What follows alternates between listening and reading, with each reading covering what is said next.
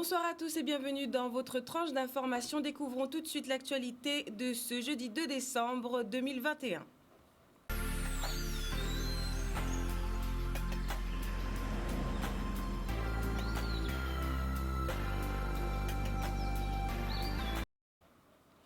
Aujourd'hui, s'est tenue sur le campus de Fouillol à Pointe-à-Pitre une réunion entre syndicats et élus régionaux afin de trouver une voie de sortie de cette crise sociale, politique, sanitaire et a fortiori économique.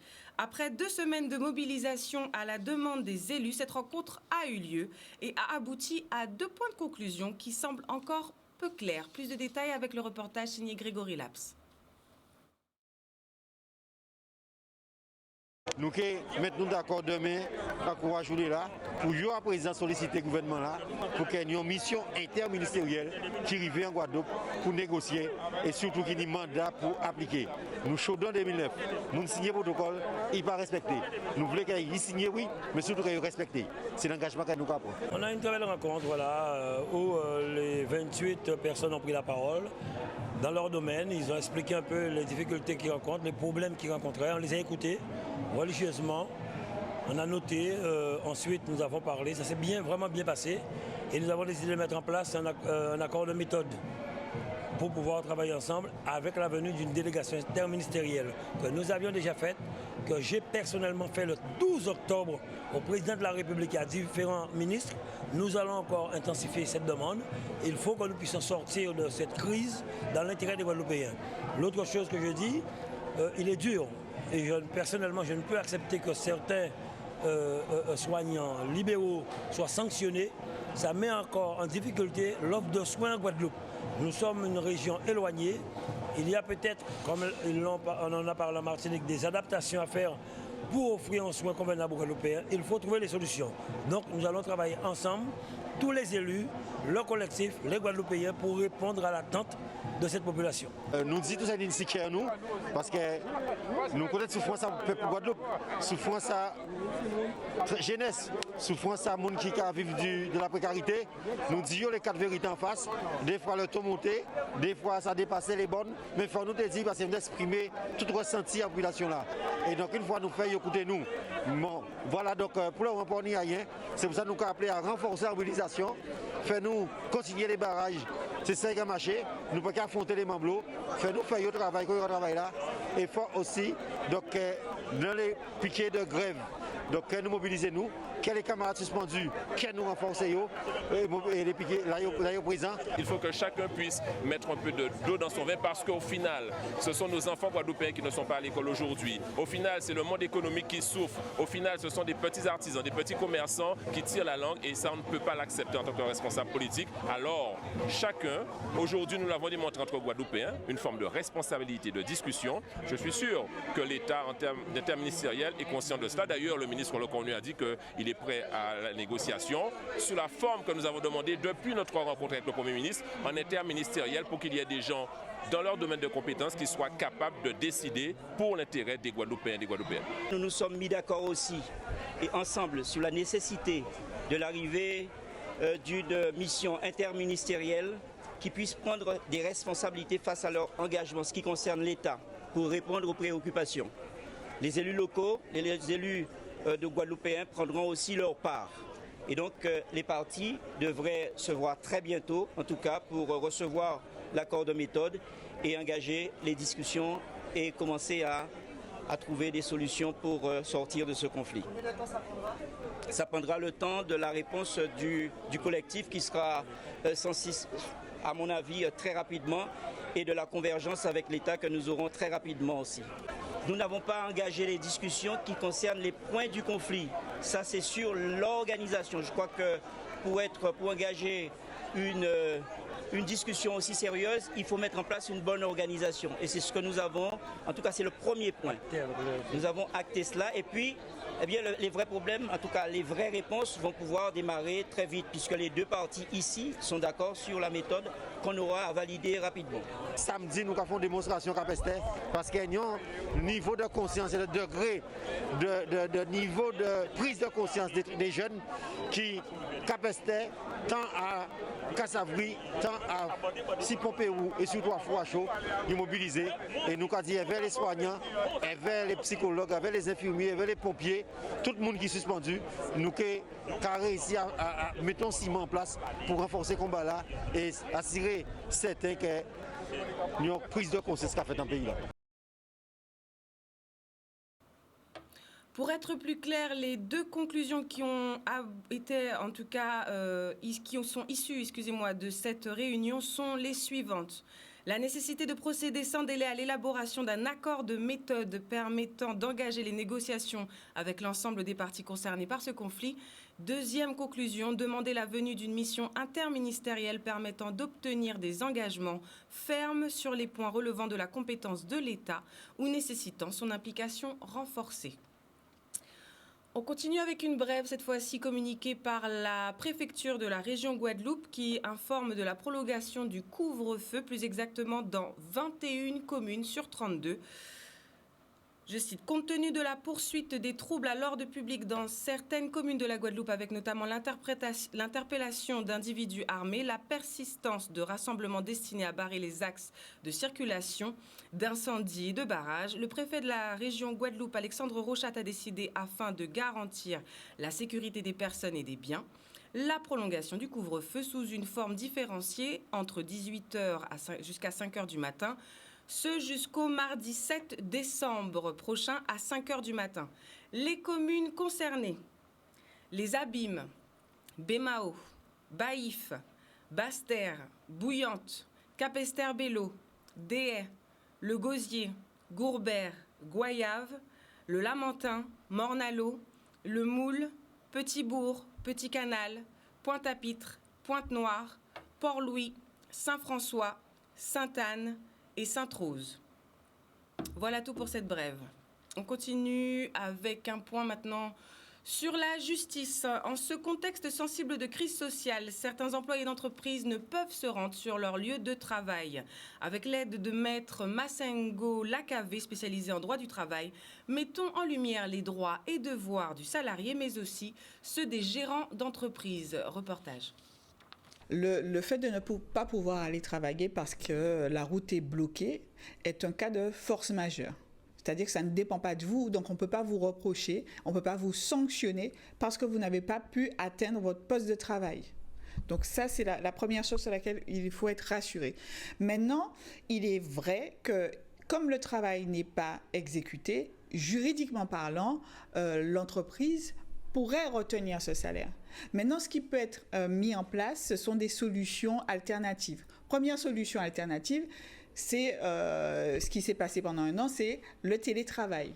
Donc la mise en place du télétravail, comme maintenant, j'allais dire, comme on a l'habitude de le faire. Maintenant, beaucoup de postes ne peuvent pas être exécutés par télétravail. Donc, on peut convenir avec l'employeur de poser des congés payés si on en a stocké ou des RTT. On peut aussi convenir de rattraper les heures perdues.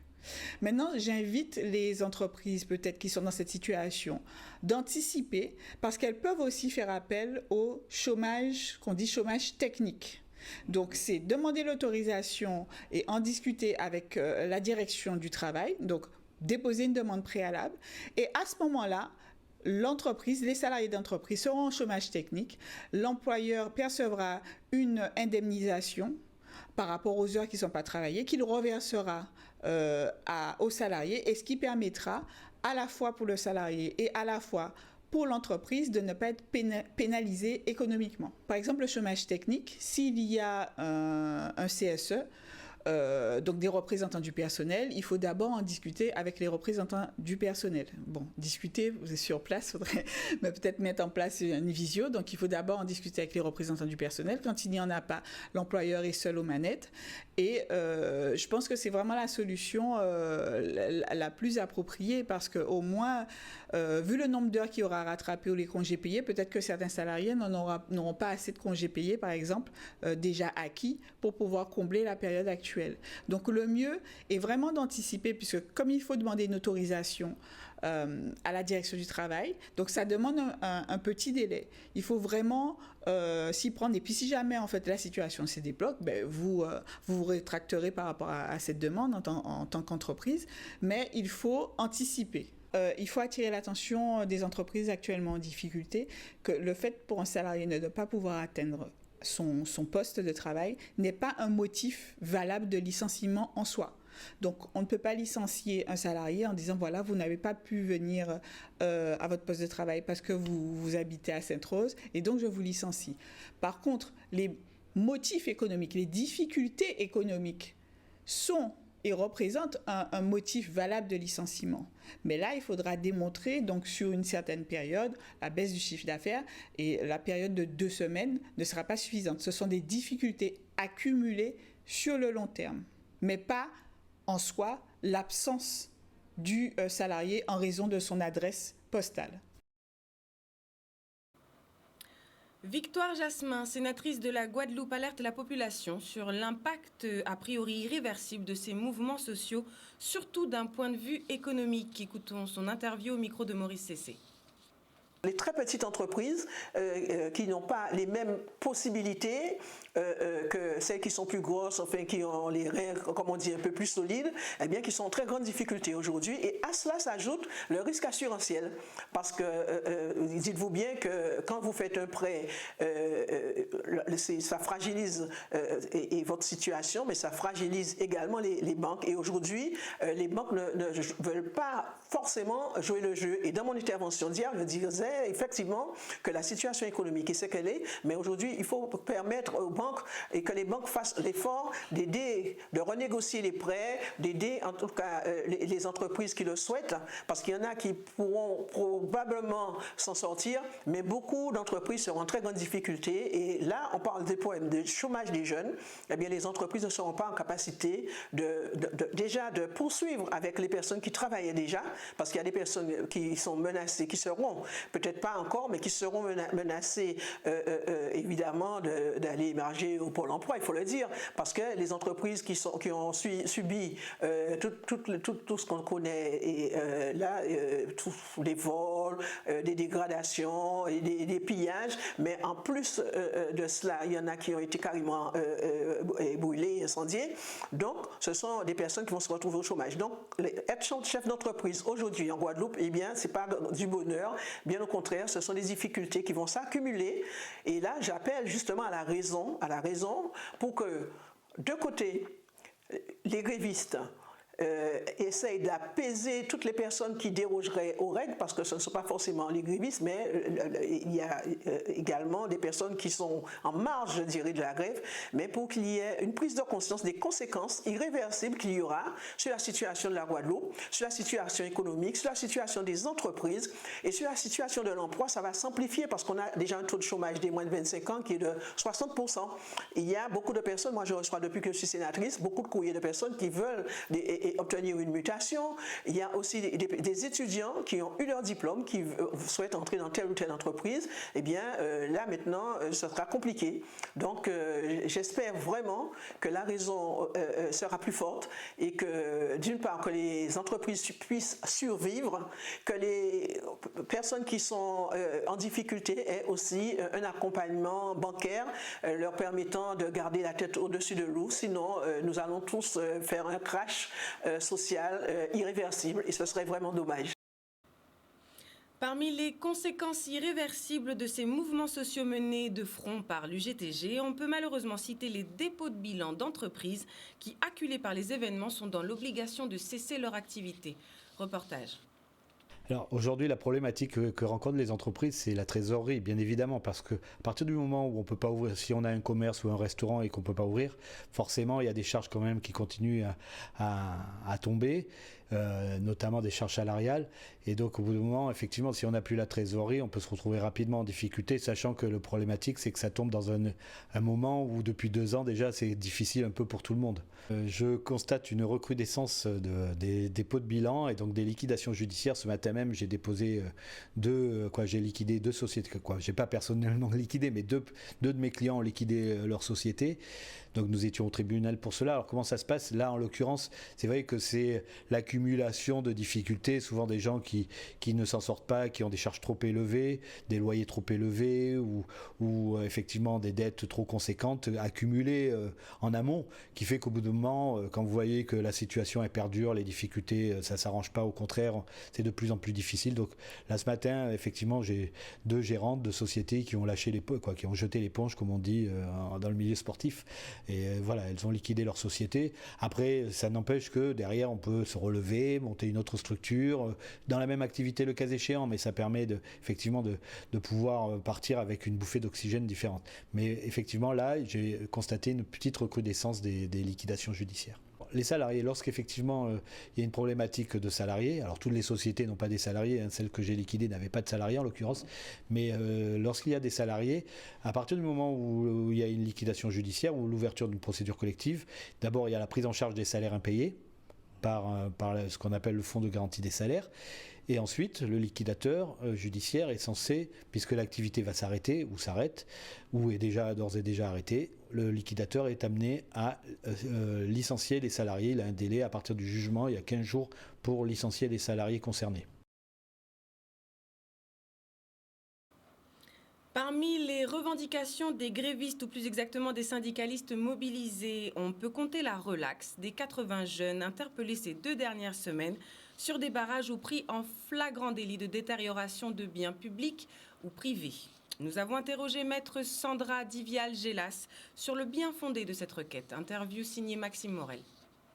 Alors il est vrai qu'en ouverture des négociations, ils ont demandé à ce que toutes les poursuites soient abandonnées. Alors juridiquement, c'est vrai qu'il y a une politique pénale qui a été mise en place par le procureur qui est de réprimer, d'interpeller, de condamner. Ça, c'est sa politique pénale et bien sûr, les juges qui sont indépendants peuvent la suivre comme ne pas la suivre. Maintenant, la difficulté, c'est qu'à partir du moment où des poursuites ont été engagées envers ces personnes, bien évidemment, ce sont les juges, donc je le rappelle, c'est une juridiction indépendante et impartiale qui va statuer et qui va dire si la personne est coupable ou pas. De sorte que le gouvernement, ni l'État comme ça en tant que tel, ni le ministre ne peut décider finalement d'abandonner toutes les poursuites parce que ce n'est pas lui qui poursuit et ce n'est pas lui finalement qui va mettre en place cette politique pénale, en tout cas pour la Guadeloupe, même si on le sait, le procureur tout de même reçoit certaines directives du ministre de l'Intérieur aussi et ministre de la Justice. Malheureusement, l'abandon des poursuites n'est pas possible. Par contre, ce qui est possible de faire, c'est de sensibiliser les magistrats, sensibiliser les juridictions qui sont indépendantes et impartiales pour leur démontrer à quel point les personnes sont désœuvrées, qu'il y a une paupérisation et qu'il y a une réelle revendication. Et en cela, les jeunes avocats assistent en fait ces personnes pour ensuite démontrer que non, elles ne doivent pas être condamnées, sinon on condamnerait vraiment toutes les personnes qui manifestent aujourd'hui dans la rue. Comment survivent les petites entreprises durant ce contexte social qui fondamentalement a sensibilisé depuis le début de la pandémie toute l'économie de l'île? Aujourd'hui, après 2 semaines de blocage des voies de circulation, nous sommes allés sur la Côte-sous-le-Vent afin de connaître l'avis des petits commerçants. Reportage signé Michel Depape. Avec l'activité, on vit au jour le jour parce qu'il y a pas mal de gens qui sont embêtés parce qu'ils ne peuvent pas plonger, donc il y a beaucoup d'annulations. On acquiert quelques clients, mais l'activité à cette période est un peu très moyenne par rapport à ce qu'on a d'habitude. Et ça fait bientôt 2 ans que ça dure, donc on vit au jour le jour. On essaie de s'en sortir, mais c'est pas évident, donc il faut se battre. À notre niveau, au niveau du tourisme, dont je fais partie du secteur du tourisme, j'ai pas eu l'occasion de croiser aucun élu pour l'instant. Je dis bien pour l'instant, peut-être ça va venir, mais pour l'instant, j'ai croisé personne. Je pense que le vrai mouvement a son utilité. Après, il y a une façon que ça a été fait que je déplore un peu, les agressions, quémander, braquer les gens pour leur demander de l'argent pour passer. Là, ça donne pas une belle image. Mais dans le fond, il y a une réclamation à faire, il faut le faire. Après, il faut que les gens soient d'accord, trouvent une façon de faire évoluer la chose. Parce que je pense que même si on résout une partie du problème maintenant, j'ai l'impression que ça va encore perdurer parce que c'est le pot de terre contre le pot de fer. Le pot de terre contre le pot de fer, ouais, exactement. La Guadeloupe, j'ai jamais voulu laisser ce pays, donc je trouve que la Guadeloupe, c'est un pays magnifique. On est dans un paradis. C'est à nous de faire en sorte que ça le reste.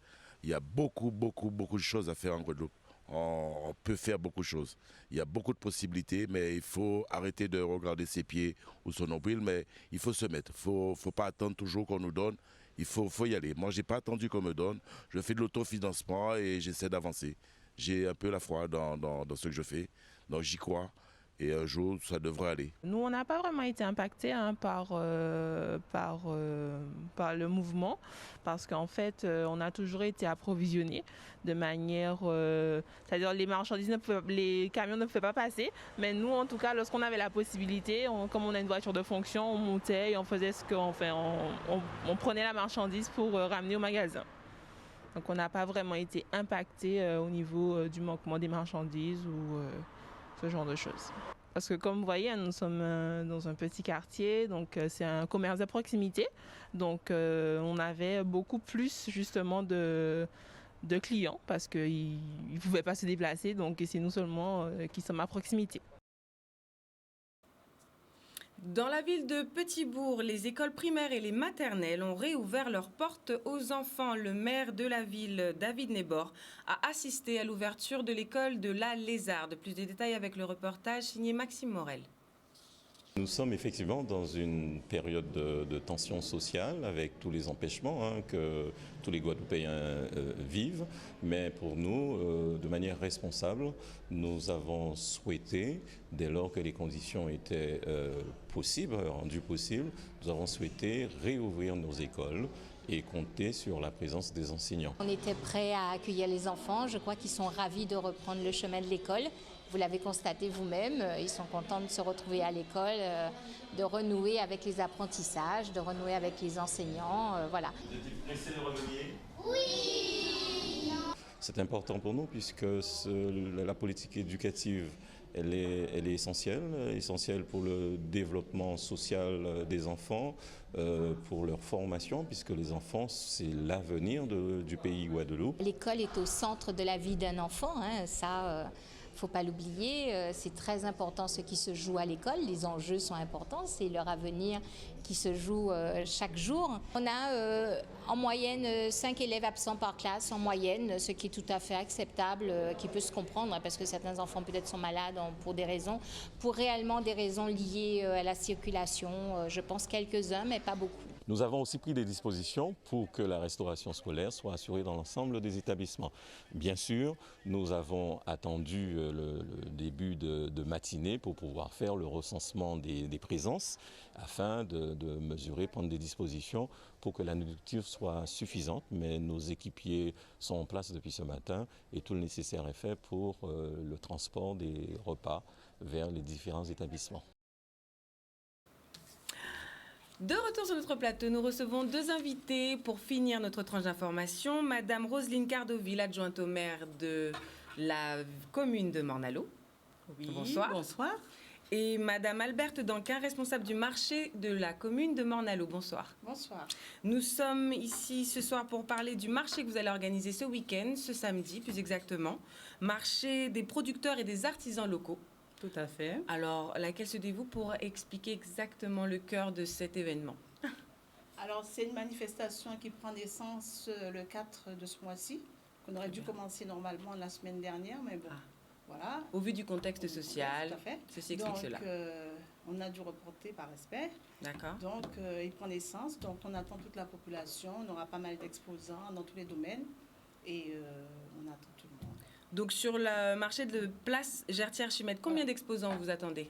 Vous attendez environ, en ce moment, nous sommes à une quarantaine d'exposants. Très bien. Et nous avons encore des inscriptions qui se font tous les jours. Donc, on pense quand même terminer sous le coup de 50, voire 55. Une cinquantaine. Exposants. Très bien. Très bien. Est-ce que rapidement, vous pouvez donner un avant-goût aux téléspectateurs et éventuellement aux Mornaliens qui attendent cet événement?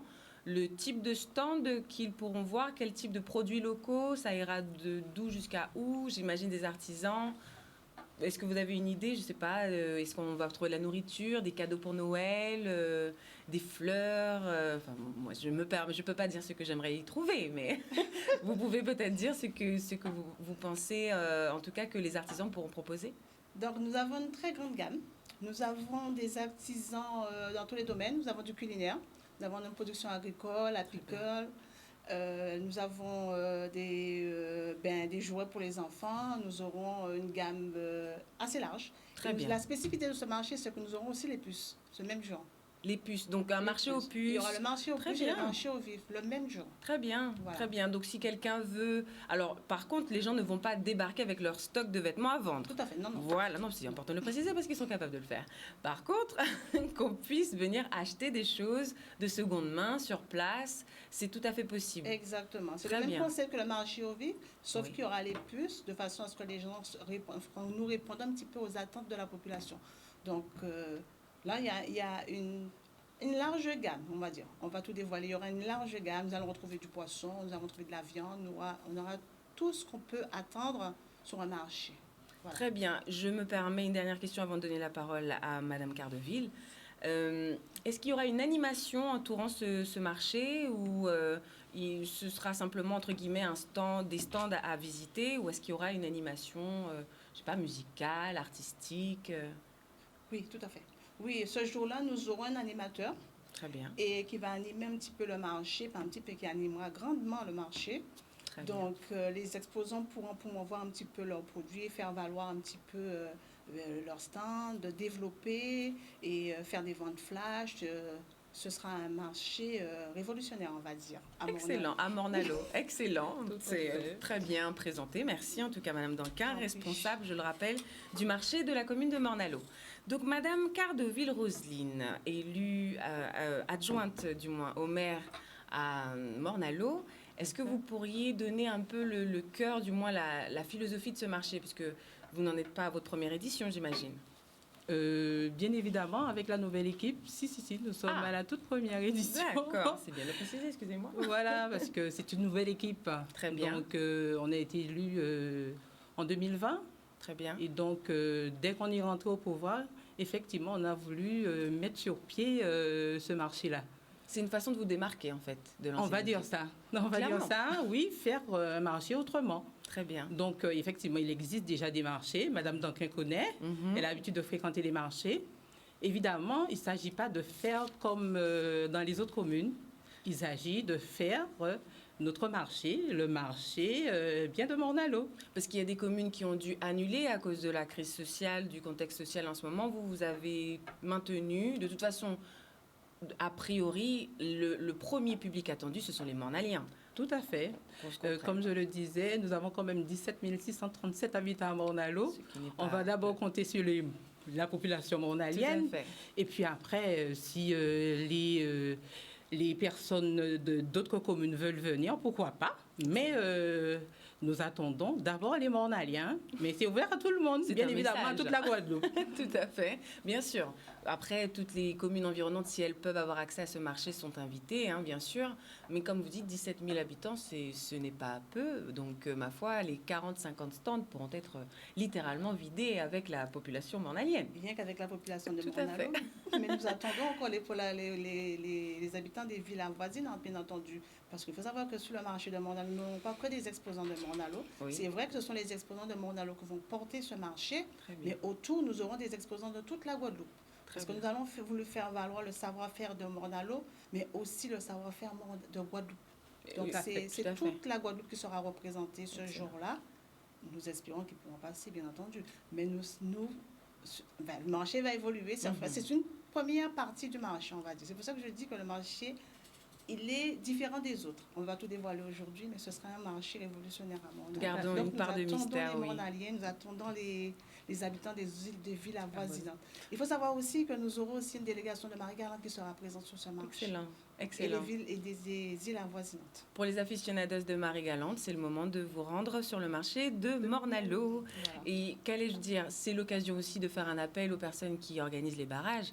Laissez passer les exposants, s'il vous plaît. Oui.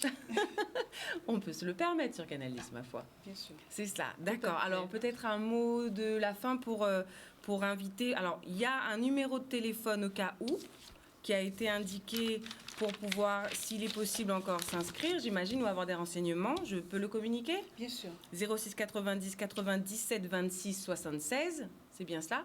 Oui. Et aussi, il y a un autre numéro. Ah, je ne l'ai pas celui-là. Je laisse le soin, Madame Danton. On pourrait appeler au 33 11 37 également, c'est un portable. 33 11 37. 33 11 37. Très bien. Donc n'hésitez pas si vous voulez participer. Ce sera de 6h30 à 13h. Pas de changement. Pas de changement. Et c'est un marché qu'on aura régulièrement chaque samedi dans notre commune. Voilà. Chaque samedi, à partir du 4 jusqu'à la veille de Noël. Donc tous les samedis, il y aura des marchés sur la plage Hertière-Chumède à Morne-à-l'Eau, pour pouvoir découvrir des produits locaux, artisanaux, de la nourriture aussi. Tout à fait. Et préparer ses achats de Noël. Exactement. Si on a envie d'être pro-local, je dis ça comme ça, c'est l'occasion éventuellement de se rendre sur le marché de Morne-à-l'Eau. On attend tout le monde sur le marché de Morne-à-l'eau. Samedi 4 décembre jusqu'au 22 décembre de ce mois-ci. Très clair. Tout est expliqué, efficace. Je vous remercie, mesdames. Je vous en prie. Merci en tout cas d'être venus sur notre plateau. Merci à vous. Merci de nous avoir accueillis. Avec plaisir. Avec plaisir. Pour les Mornaliens. Merci. Les 17 000, s'il vous plaît. Excellent. Nous sommes arrivés au terme de cette tranche d'information. Je vous remercie en tout cas pour votre attention, pour votre fidélité. Vous pouvez retrouver l'intégralité de cette édition sur la page Facebook de Canal 10. Nous, on se retrouve demain soir 18h30 en direct pour une nouvelle édition. Et d'ici là, je vous souhaite de passer un excellent week-end sur Canal 10.